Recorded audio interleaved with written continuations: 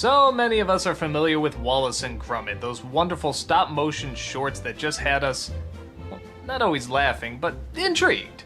They were more likable than they were funny, though granted there were definitely some very good jokes in them. And we always enjoyed the creativity and imagination that went into making them. Well, now they have their first feature-length film, Wallace and Gromit, The Curse of the Were-Rabbit. In some respects, it's the most imaginative and tries the most jokes out. In other respects, you kinda get the feeling maybe it was trying a little too hard to please audiences. Which is not to say it's bad, it's just part of the charm of Wallace and Gromit was that it was just sort of doing its own thing. It could be quiet, it could be awkward, it could be weird. And this one, probably because it had more of a budget, definitely seemed more like a crowd pleaser. But in some respects, it sort of succeeded. For those who don't know, Wallace and Gromit is a story about an inventor and his dog. The inventor, Wallace, constantly has harebrained schemes that his dog, Gromit, always has to rescue him from. And in this film, they're rabbit exterminators. Well, sort of. They don't really exterminate the rabbits, they just sort of take them off the property and, well, usually give them a home at their place. But one of Wallace's inventions goes awry, what a shock, when it accidentally creates a were-rabbit, a giant creature that goes through all the people's farms and destroys their crops. Wallace and Gromit are on the case, but Gromit finds out there might be a more interesting twist to this than they think. And no, I won't give away any more than that.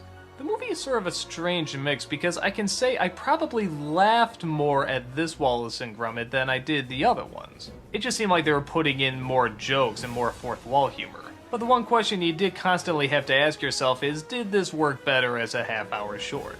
And personally, yeah, I think it sort of did. Something about squeezing it into that short amount of time, strangely enough, made it seem more large and epic. The villains I remember being especially threatening from those shorts. And this one is just sort of a pompous Ray Fiennes who's just sort of like the typical show-off jerk who doesn't get the joke. Yeah, there's not much to him. Maybe because the shorts were kind of on a smaller scale, you were more impressed when they did something legitimately large with them. In a movie, you're already sort of expecting something large. So it doesn't really surprise you, it just sort of gives you what you're expecting. But if what you're expecting isn't bad, like me, then this movie isn't really bad either. It's still Wallace and Gromit, it's still the same characters, it's still the same circumstances they usually get in. I just think it might have worked better if it was in a half-hour short. But for what it is, it's a fun little movie. I can't really say if the solution is make it smaller or make it bigger, but I still liked it. It's kind of hard to dislike something as innocent as Wallace and Gromit. The stop-motion animation as always is spectacular. The sets are probably among the biggest that the studio has ever done. And it still has two characters we really like being the two characters we really like. I can't say it's the strongest out of what Wallace and Gromit have done, but I still think it's pretty likable. If you're a Wallace and Gromit fan, check it out.